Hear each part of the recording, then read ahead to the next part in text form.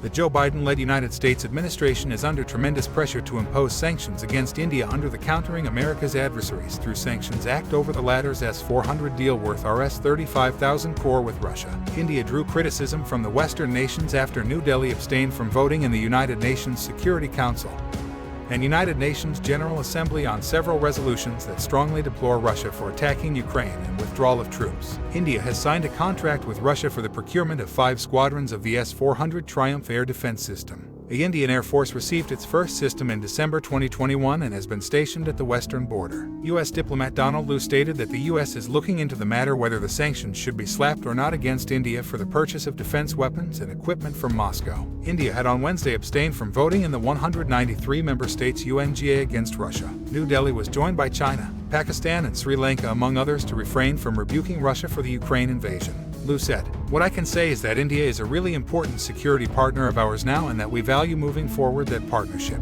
According to experts, the United States needs India in a bid to counter China in the Indo-Pacific region. What is CAATSA? On August 2, 2017, U.S. President Donald Trump had signed into law the Countering America's Adversaries Through Sanctions Act, which, among other things, imposed new sanctions on Iran, Russia, and North Korea. It prevents the U.S. trading partners to enter into bilateral contracts with these 3 nations. New Delhi has commercial and defense contracts with Iran and Russia. So far, no sanctions have been levied against India. Expert take on sanctions. Given that the military confrontation has continued for days now, India's standing as firm and neutral has started attracting increased pressure from the United States. Dr. Swaran Singh, professor of diplomacy and disarmament at the Jawaharlal Nehru University. This neutrality has certain increasing costs in case the military confrontation does not come to a close at the earliest.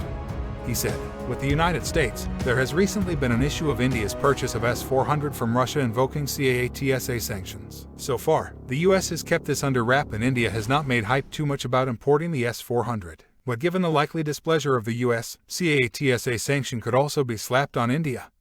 Dr. Swaran Singh added. Strategic and defense expert Major General Sudha Karji said that given the fact that India enjoys a strategic partnership with the U.S. on several issues, China being the #1 common enemy and India being its neighbor, it will be only logical to assume that any restrictive approach by the U.S. against India will not only be detrimental in future Indo-U.S. relations, it will compel India to reconsider its alliances in keeping with its national interest. Hence, there is a possibility that India may not come under the sanction, he said. However, should it happen contrary to our assessment, it will be only logical to assume that an all-out effort has to be made to get out of it, like the sanctions imposed due to nuclear missile tests conducted in 1998. The U.S. has already imposed sanctions on Turkey under the CAATSA for the purchase of a batch of S-400 missile defense systems from Russia, he added.